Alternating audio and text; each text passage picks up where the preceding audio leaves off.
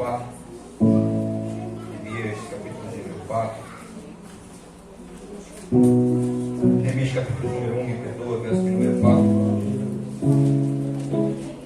Neemias, capítulo 1, verso número 4. Vamos ler desde o verso 1, que tem por efeito aqui a oração de Neemias. Amém? Neemias, capítulo 1. Vamos ler do verso 1 até o versículo 4. Todos acharam? Amém.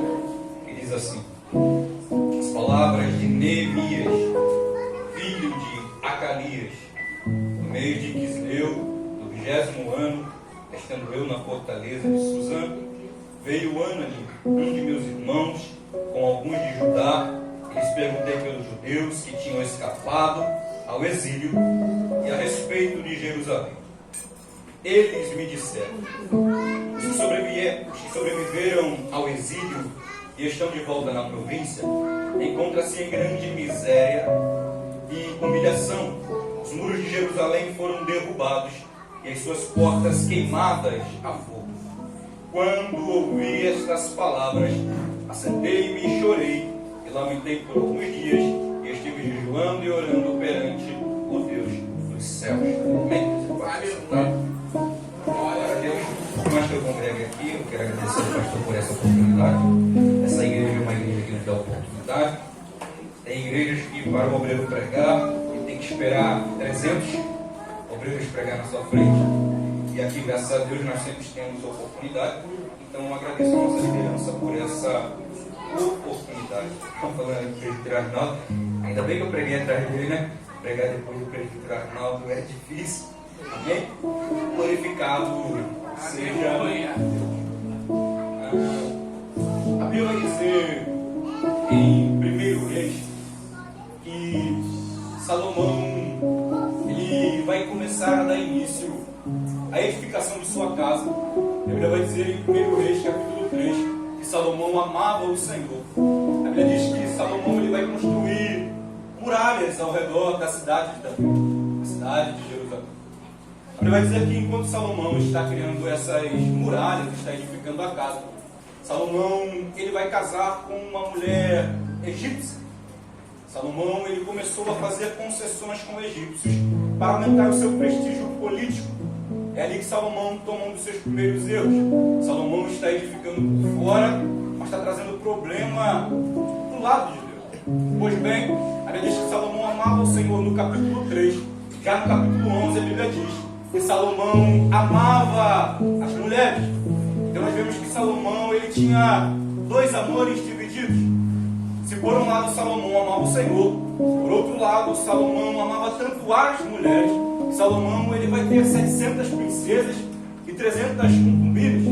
Ele vai dizer que é através daí que começa a queda do povo de Israel. A Bíblia diz que o coração de Salomão já não era inteiro para com o Senhor, seu Deus. Salomão começou a adorar ídolos. Salomão começou a adorar os deuses que aquelas mulheres adoravam.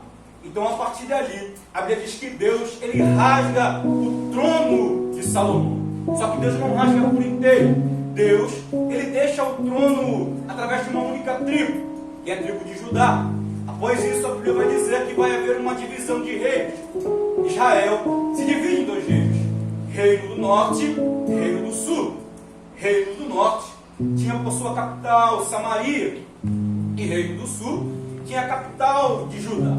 É a partir dali que Israel começa a se degradar, Israel começa a se destruir, Israel começa a cair.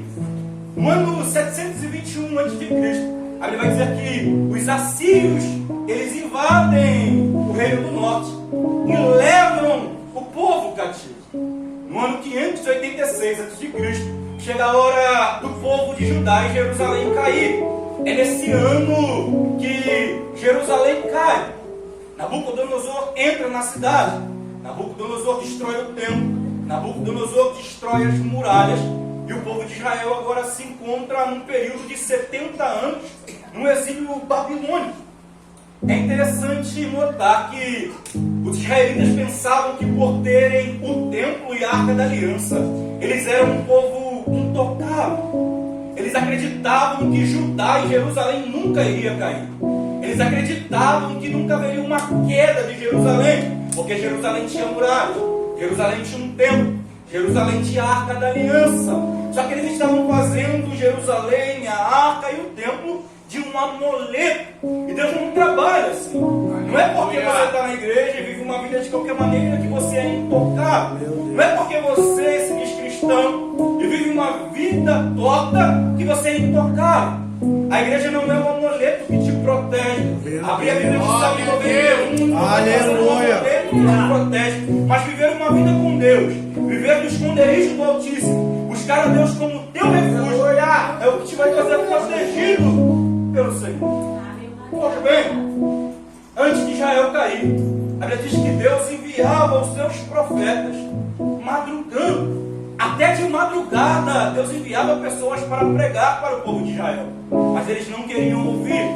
Eles não queriam dar ouvidos. O sacerdócio estava corrompido. Os que tratavam da lei já não conheciam mais o Senhor. Aí, nós vemos que Jerusalém cai. Eles são levados para a Babilônia. No ano 516, eles voltam de novo sob a liderança de Zorobabel. A Bíblia diz que um grupo de 50 mil judeus vão regressar até Jerusalém. Muitos dos judeus não quiseram voltar. Eles se acostumaram tanto com Babilônia que nos tempos de Jesus ainda existiam 3 milhões de judeus vivendo fora dos territórios de Israel. O povo voltou. Ele vai dizer que sob a liderança de Ageu e Zacarias começa a reconstrução do templo. Eles vão reconstruir o altar.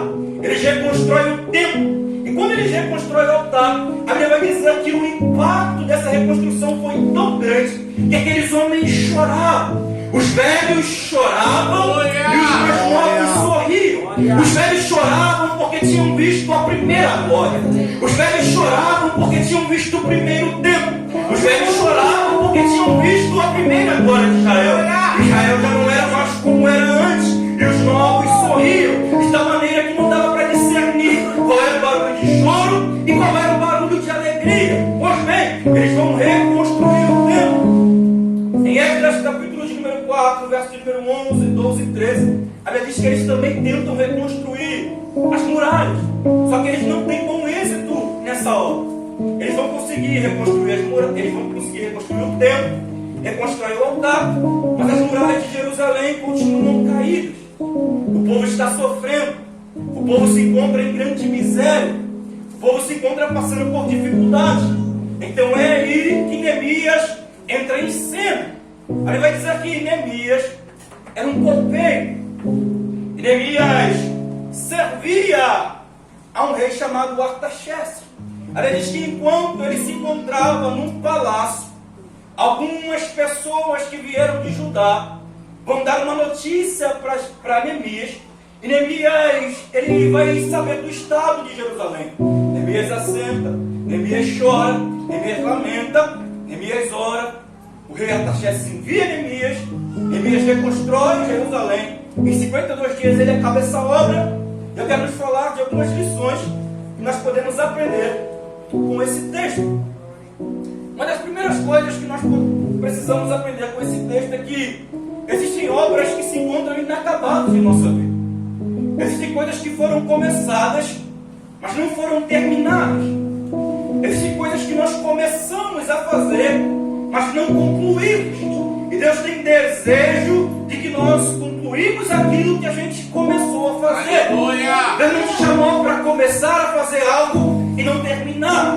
Deus não te chamou para começar a fazer uma faculdade e não acabar. Você tenta ler a Bíblia todo ano, começa, mas não acaba. Mas eu quero liberar uma palavra para você. Aquela obra que você começou a fazer, pode ter certeza que em Deus você vai terminar.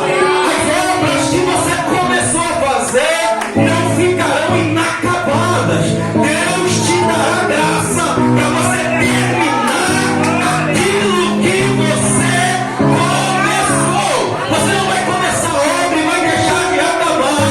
Deus vai te dar graça para acabar as obras que começaram.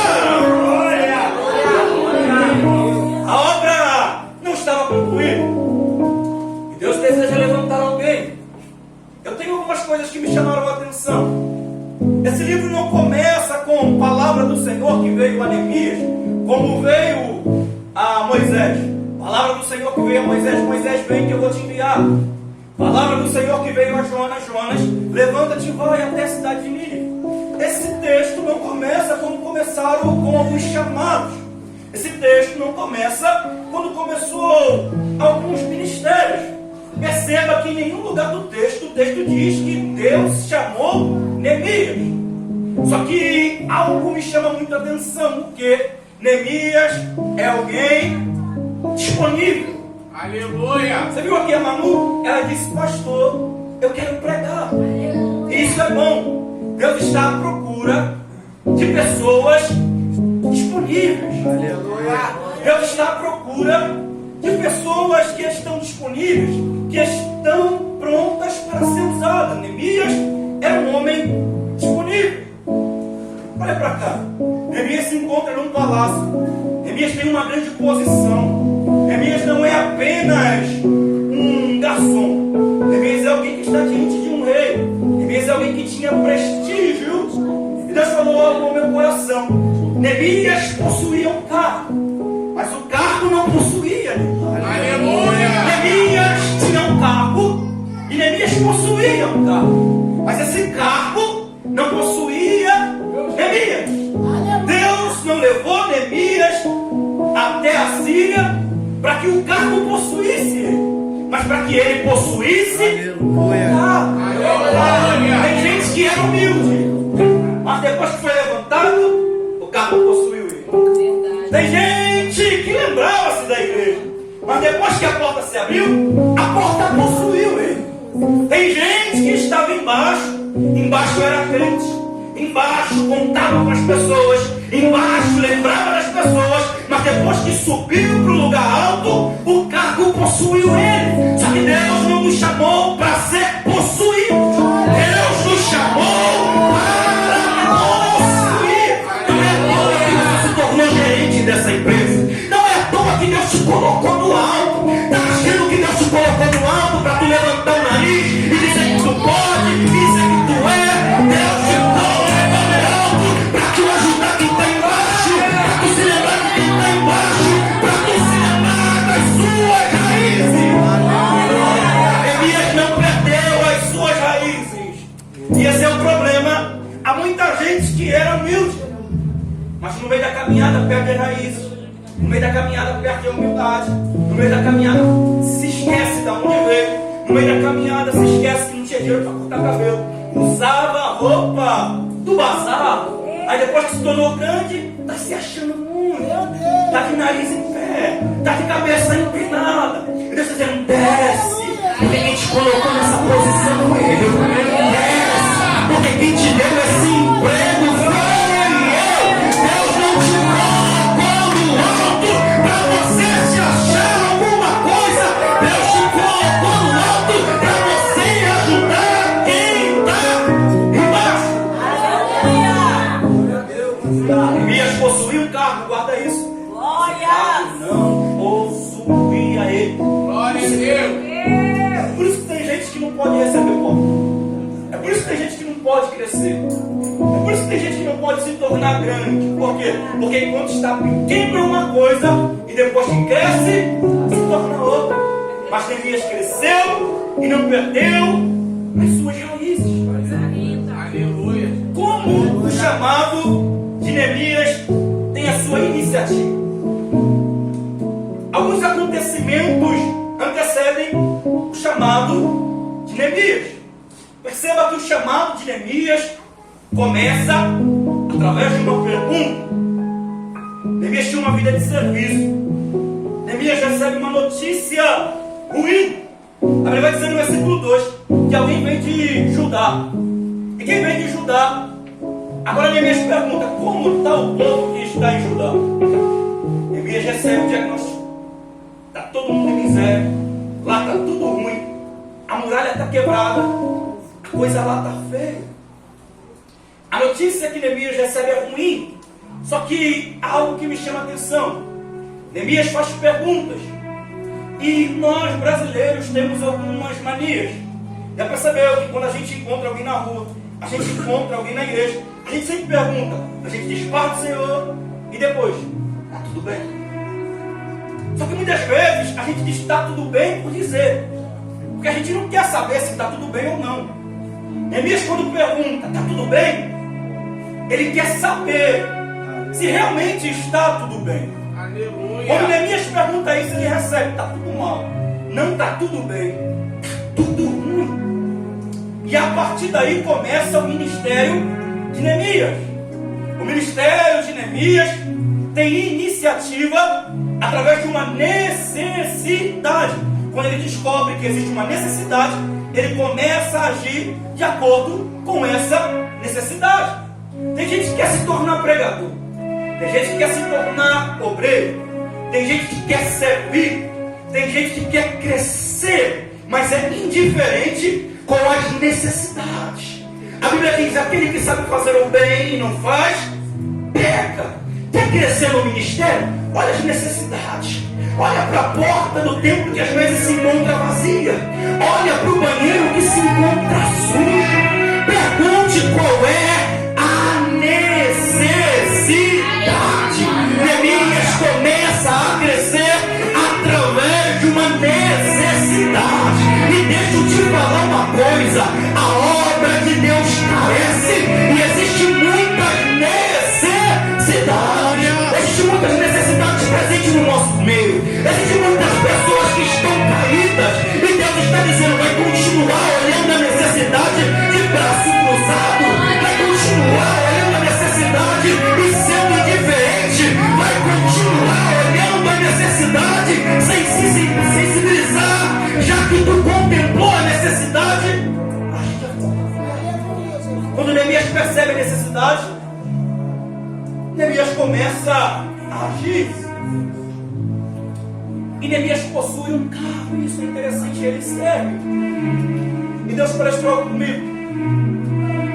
Quem não serve, não serve. Quem não serve, não serve. Quem não serve o ministério, não serve para o ministério. Se eu não sirvo, eu não sirvo. Se eu não sou servo, eu não sirvo para a obra de Deus. Se eu não tenho o dom de servir, eu não posso exercer nada. Às vezes tem pessoas que nos olham, porque eles pregam tanto, porque tem tanta oportunidade. Você veio agora, mas eu já fui para a igreja na mala. Eu já preguei para 2, já preguei para 3, já subimos para São Pedro Aldeia, não tinha ninguém. Só que a gente servia. E quem serve no culto é exaltado. Se você não serve a igreja, tu não serve para a igreja. Se você não serve para o ministério, tu não serve para o ministério. Deus está à procura de quem serve. Começa servindo a água, começa servindo a igreja. Olha a necessidade. Alguém não bola no chão, passa um pano. O pregador está se matando e não tem água, serve ele. Começa servindo que Deus vai te exaltar. Deus usa quem serve. Neemias servia. Deixa eu falar uma verdade. Deus está à procura de servos. Aleluia. Deus está à procura de pessoas humildes que se preocupam com servir. Nós temos diferentes dons. Nós temos muitos dons. Paulo, escrevendo aos Romanos capítulo 12, verso 6, ele diz: temos diferentes dons, segundo a graça que nos é dada. Então perceba que todos nós na igreja possuímos dons. Eu tenho um dom, você tem um dom, cada um de nós tem um dom. E tem pessoas que se enxergam inferiores das outras. Só que a Bíblia diz que todo dom é dado para aquilo que for útil. Se Deus te deu um dom, tem utilidade. Quer descobrir o teu chamado? Comece a olhar para as necessidades. É muito simples, mas é tremendo. Quer descobrir para quê? Para que Deus te chamou? Olha para as necessidades. Quando Neemias recebe a notícia, Neemias chora. Olha o capítulo 2, verso 3, ele diz: mas disse ao rei: viva o rei para sempre. Como não estaria triste o meu rosto, estando a cidade, o lugar do sepulcro de meus pais, assolada e tendo sido consumida pelo fogo, as suas portas. Perceba que Neemias, ele tem algo que arde no seu coração. E o que arde no coração de Neemias? Jerusalém. O que arde no coração de Neemias? Reconstrução. O nosso chamado está ligado àquilo que arde no nosso coração. O que arde no teu coração na igreja? O que arde no teu coração na obra de Deus? O que faz o teu coração arder? É cantar? Aí está o teu chamado.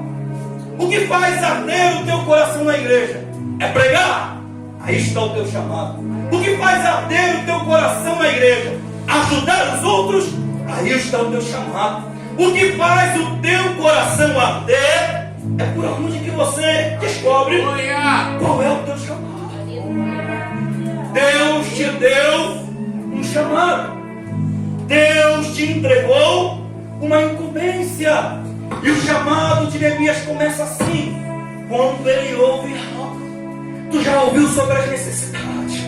Tu já ouviu que está precisando de quem trabalhe na obra. E às vezes a gente fica assim: Senhor, levanta alguém. Senhor, põe alguém. Senhor, levanta alguém. Mas Deus está olhando para nós e está dizendo: a quem enviarei? Quem há de ir por nós? Deus olha para esse irmão e diz: a quem enviarei? Quem há de ir por nós? Deus olha para o jovem e diz: a quem enviarei?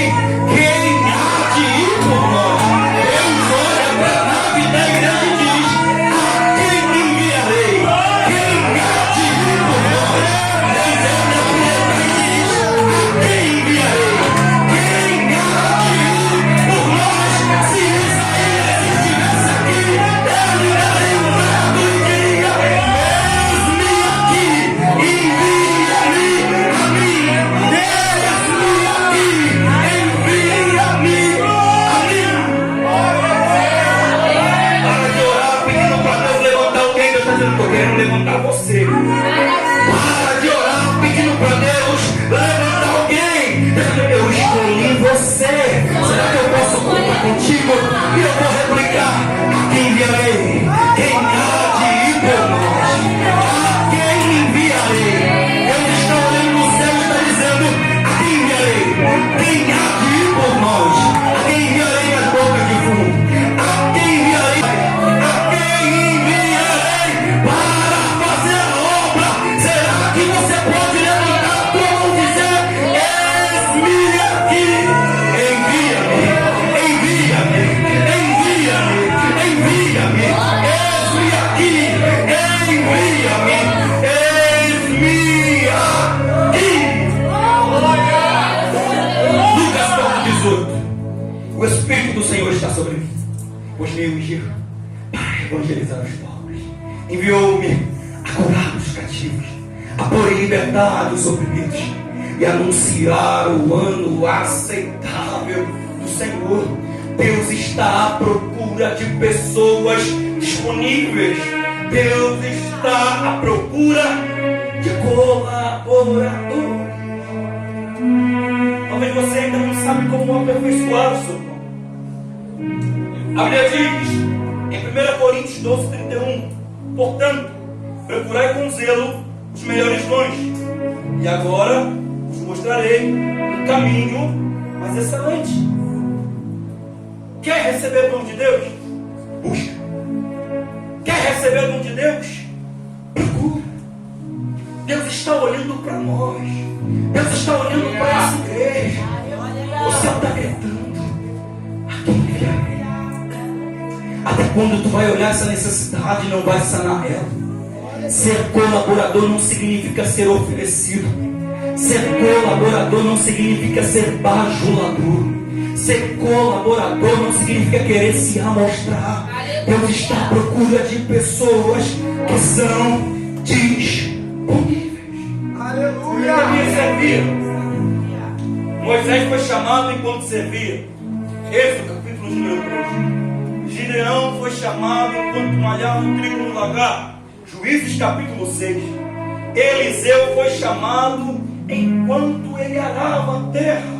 A Bíblia diz que Pedro, Tiago, João e André foram chamados enquanto lançavam as redes.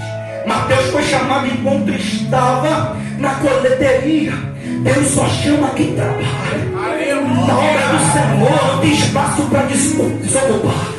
Na obra do Senhor não tem espaço para preguiçoso. Você não vai ficar parado até todo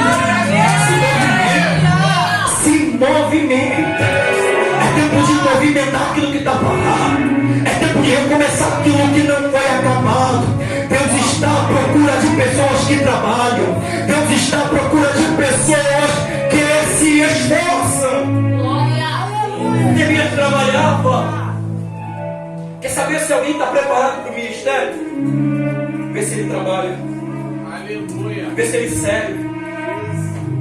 É muita gente que quer estar aqui em cima, mas não quer servir. É muita gente que quer alcançar cargo, mas não move nem o dedo pelas necessidades da igreja. E Deus está dizendo: olha as necessidades, me sirva as necessidades que você tem visto. Neemias descobre o seu chamado através de uma notícia ruim. Já percebeu que tem pessoas que só andam depois que algo ruim acontece? Já percebeu que tem gente que vive parado e só se movimenta depois de uma notícia ruim? Um dia eu estava lá no salão do Alexandre, eu acho que o Lucas estava lá, e a gente estava falando sobre Jacó, quando Deus não deixou mais Jacó correr. Tinha um rapaz que estava cortando o cabelo do outro lado, e a gente está falando. A gente está falando sobre a soberania de Deus. Será que alguém cerca alguém mesmo? Será que Deus não deixa correr mesmo? Aí o varão falou assim: olha, eu não servi a Deus até que eu fui diagnosticado com um câncer no estômago. Depois que eu recebi a notícia que eu estava com câncer, eu passei a servir. Tem pessoas que só passam a se movimentar depois de uma triste notícia. Já perceberam que tem mães que só começam a orar depois da notícia que o filho está correndo perigo? Já percebeu que tristes notícias colocam pessoas em movimentos? Tu não precisa de uma triste notícia acontecer para você começar a se movimentar. Tu não precisa que algo ruim aconteça para que você se movimente. Não espere a triste notícia para você começar a andar. Tem gente que só anda a partir de triste notícia. Tem gente que só anda a partir de acontecimento ruim. E Deus já está esperando alguma coisa ruim acontecer, meu filho, para tu se levantar. Está esperando alguma coisa ruim acontecer para você se levantar. Não espere a notícia ruim. Aleluia. Neemias tem uma grande qualidade. Neemias tem uma qualidade muito grande. Glória! Coisa linda! Neemias, ele não se preocupa só com si. Neemias está vivendo um período muito bom. Se a gente fosse contextualizar na linguagem do século XXI, Neemias errou na vida. Neemias alcançou o cargo que todo mundo queria. Mas Neemias, ele abre mão desse cargo para ajudar alguém. O apóstolo Paulo, escrevendo aos Filipenses, capítulo número 2, verso 20, ele vai dizer: não tenho ninguém que sinceramente cuide do vosso bem, pois todos buscam o que é seu e não o que é de Deus. Vivemos um tempo que as pessoas só querem saber de si, só querem saber do carro, só querem saber da sua casa. O apóstolo Paulo, quando recomenda Timóteo e Epafrodito, ele vai dizer: sabe por que eu não enviei outras pessoas? Porque eu não tenho ninguém que se preocupe com a obra de Deus. Eu não tenho ninguém que se preocupe com as coisas de Deus. Eu não tenho ninguém que se preocupe com a obra de Deus. Paulo, escrevendo aos Gálatas, capítulo 6, verso 9 e 10, ele vai dizer: e não nos cansemos de fazer o bem, porque ao seu tempo nós seremos recompensados, se não desfalecermos. Por isso, enquanto estivermos tempo, façamos o bem. Deus te deu tempo. Deus te deu tempo para tu se movimentar. Glória a Deus. Vai ficar se preocupando só com o teu nariz até quando? Vai ficar se preocupando só com você até quando? Neemias é abnegado. Glória. E Neemias tem outra qualidade. Neemias também é inconformado. Neemias não é alguém conformado. Quando a notícia ruim chega até Neemias, Neemias vai chorar, Neemias vai jejuar, Neemias vai lamentar. Só que o lamento de Neemias aqui não é aquilo que nós dizemos às vezes, um ditado popular, só lamento. Não é isso que Neemias faz. Ele não só lamenta, ele chora, ele jejua, ele ora. Neemias é alguém que quando ouve uma notícia ruim, Neemias chora. Só que hoje em dia está invertido. Às vezes, tu olha para o rosto de algumas pessoas, aí a notícia é, fulano caiu, a pessoa ri. Mas olha Neemias chora. E vê se os papéis não estão invertidos. Quando há uma notícia de que alguém caiu, hoje em dia as pessoas riem.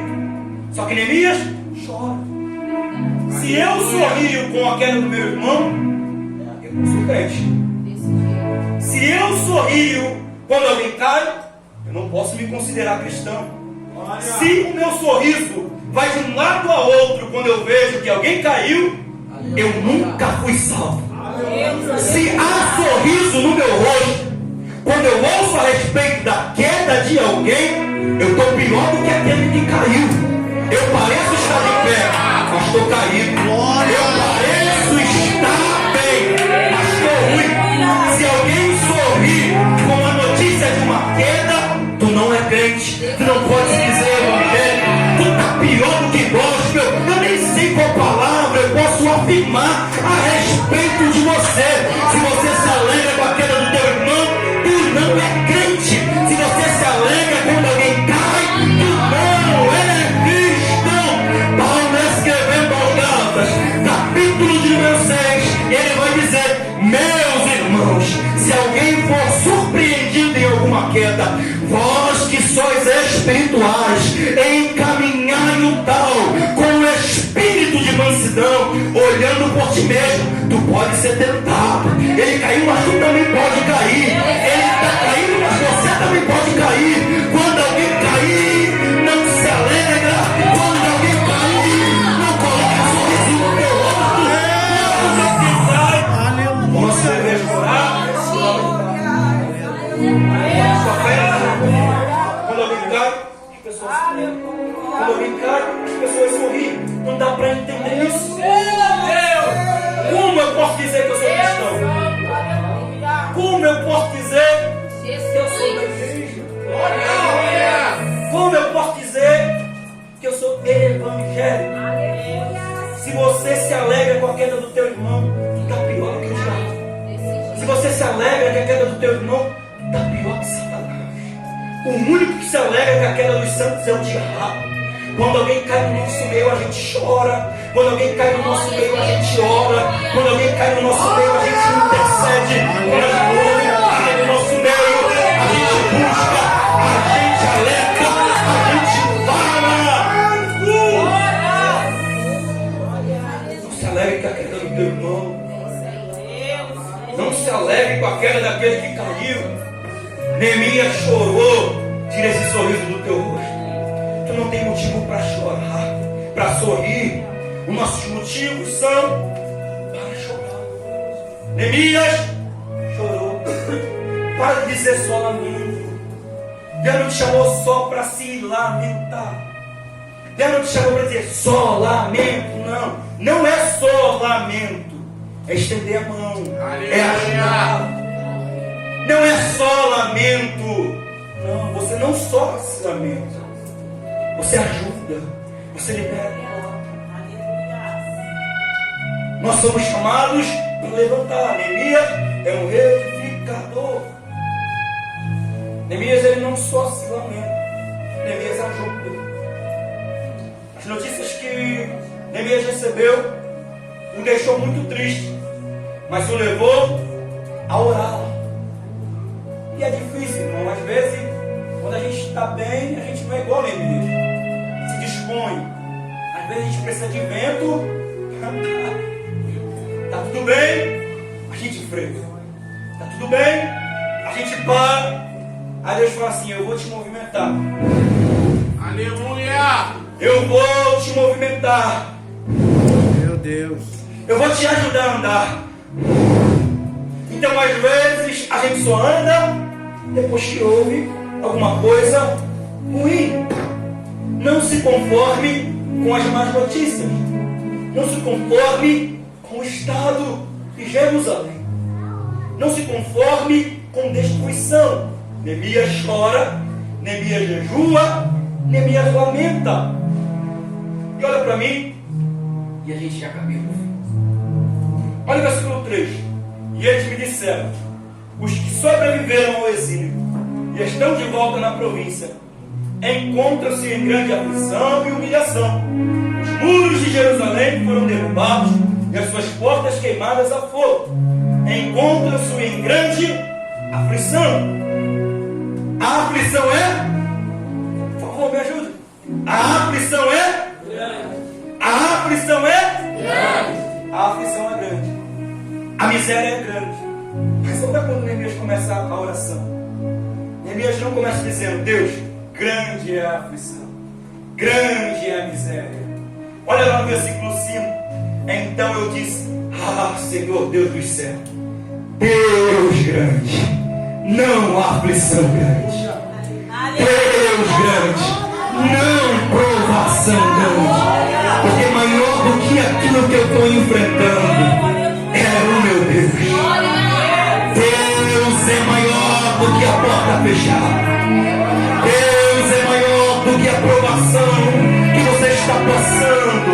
Não olhe para a sua provação e diga: grande é a provação. Mas olhe para o seu Deus e diga: grande é o Senhor. Maior do que aquilo que você está sofrendo é o Deus que você serve. Neemias nos ensina uma coisa diante das provações: grande não são as portas fechadas, grande não são as provações, grande é o Senhor, grande é o nosso Deus, grande é a obra que Deus nos chamou, grande é a mão do nosso Deus. Neemias nos ensina que Deus é grande. Glória. Disse o apóstolo Paulo que as coisas que nós vivemos no tempo presente não hão de comparar com a glória que em nós há de ser revelada. Grande não é o que tu passa hoje, grande é o que Deus tem preparado. Grande não é o sofrimento que nós passamos hoje, grande é o Deus que tem reservado coisas para nós. Olha para mim e eu termino. Diante dessa situação, Neemias poderia fazer uma oração dizendo: Deus, envia alguém lá. Só que se você olhar no texto, pode procurar. Olha o capítulo 1, os seus 11 versos. Não tem nenhum lugar aqui escrito que Deus disse a Neemias: vai. Porque tem coisas, irmão, que são tão notórias. Tem coisas que estão tão escancaradas diante de nós. Tem coisas que estão tão claras que Deus não precisa dizer vai. É só você se mancar e ir. Tem coisa que Deus não precisa levantar um profeta e dizer ajuda. Tu já viu a necessidade. Tu já recebeu um ruim diagnóstico. Então para de orar dizendo: Deus, levanta alguém. Eu quero levantar você. Para de orar dizendo: Deus, envia alguém. Deus está dizendo: eu quero enviar você. Para de orar dizendo: Deus, envia alguém para restaurar minha casa. Deus está dizendo: eu quero enviar você. Você é o agente da restauração. Você é o instrumento que eu vou usar para restaurar. Você é o instrumento que eu vou usar para reedificar. Você é o instrumento que eu quero levantar para fazer uma grande obra. E eu vou terminar dizendo: a quem enviarei? Quem há de vir? Quem está disponível? Quem é o colaborador? Quem é o cooperador? Quem está disponível para Deus usar e fazer uma grande obra? Isaías. Será que você pode levantar a tua mão e dizer: eis-me aqui, envia-me. Eis-me aqui, envia-me a mim. Sério, irmão? Tem coisas que são tão notórias que não precisa vir o profeta e dizer: eis que eu te digo. Tu não viu ninguém chegando para Neemias e dizer: olha, Neemias, vai lá para Jerusalém, Deus está te chamando, é hora, eis que eu te digo, eu te vi. Deus não disse isso para Neemias, mas a obra ardia no coração dele. Sabe, tem coisa que já está ardendo no teu coração, tem coisa que está te incomodando, tem coisa que está ficando perturbado. Deus está dizendo: vai, se apresenta. Se vê a portaria sem ninguém, fica lá você. Se vê que ninguém passou a oferta, passa você. Eu lembro que quando eu ia para as congregações, eu não era obreiro, não tinha muitos obreiros.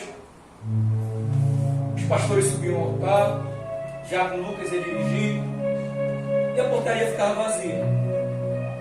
Eu olhei uma necessidade. E diante da necessidade, eu disse: eis-me. Sabe, irmão, tem coisa que ninguém precisa te dizer nada.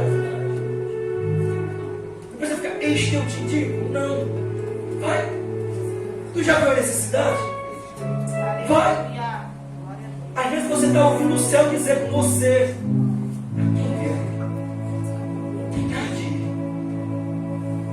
aí você fica parado, você fica fazendo ouvido de mercador, você fica se fazendo absurdo. Deixa eu dizer: para de correr, para de fugir. Não tem para onde fugir. Quando Jacó quis fugir, Deus cercou Jacó de tal modo que não teve para onde ele correr. Deus disse para Jacó: Jacó, volta para Betel, já passou da hora. Quando Jacó está voltando para Betel, tem que passar por Esaú. E aí? Não dá para fugir. O que Jacó faz? Eis-me aqui, Senhor. Não tem mais para onde correr. E ali, Deus pegou Jacó. O povo de Israel, Jeremias 18, como vaso na mão do oleiro, assim são vós nas minhas mãos. Não tem para onde correr, não. Aí eles falam: a gente não quer, vou levar vocês para Babilônia, vou quebrar vocês e vocês vão me servir. Jonas, o que Jonas fez? Deus disse: levante-te, vai até a cidade de Nínive e clama contra ela. O que Jonas faz? Gasta dinheiro, compra uma passagem para fugir. Mas te pergunto: foi para Nínive ou não foi? Tem para onde correr? Lembra do rei Manassés? Manassés aparece na genealogia de Jesus. Manassés tinha um chamado: ser o quê? Alguém que daria início à descendência de Jesus. Aí Manassés vai se perverter. O que Deus vai fazer? Deus vai colocar um anzol no nariz de Manassés. E ele tem que voltar. Aí depois ele se arrepende e começa a servir ao Senhor. Meu Deus! Porque não tem para onde correr. Aleluia! Já percebeu que quanto mais a gente corre, mais a gente se machuca? Quanto mais a gente corre, mais a gente sofre. Quanto mais a gente corre, mais as portas fecham. Aí tem gente que ainda diz assim: eu não sei o que está acontecendo. Eu não sei porque eu estou passando por isso. Tem certeza? Tem certeza que você não sabe? Tem certeza que você não entende? Deus te chamou para uma grande obra. Se coloca de pé.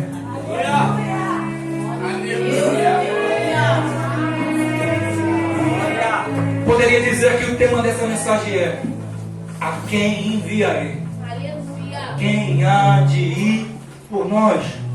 O céu tem olhado para nós e há um grito, uma conversa no céu. E a conversa é: quem eu posso levantar? Com quem eu posso contar? Quem eu posso separar? Eis-nos aqui. Será que você pode dizer a Deus agora: envia-me? Será que você pode levantar a mão e dizer: envia-me a mim? Irmão, eu falo de novo. Ser colaborador não é ser bajulador. Não usa aquele termo feio. Bajulador não é ficar agradando as pessoas. Ser colaborador não é querer agradar os homens. Viu, Manu? Deus está à procura de pessoas assim. Vivemos um tempo que a gente às vezes brinca com as pessoas. Fala, meu pastor. Alguém diz assim: está repreendido. Que isso? Já percebeu que você olha para alguém e fala: fala, pregador. As pessoas dizem: está repreendido em nome de Jesus. O que é isso? Deus tem uma grande obra conosco. Vai ficar correndo até quando? Deus está à procura de pessoas como a Manu, que se entregam. Eu já disse isso antigamente, confesso. Pastor, me bota para pregar. E o pastor dizia: o Espírito Santo mandava. Essa é a fominha. Deus está à procura de pessoas assim. Eu sei que nem todo culto dá para a gente pregar, mas quando tem oportunidade, a gente não rejeita. Deus está à procura de pessoas assim que se entregam.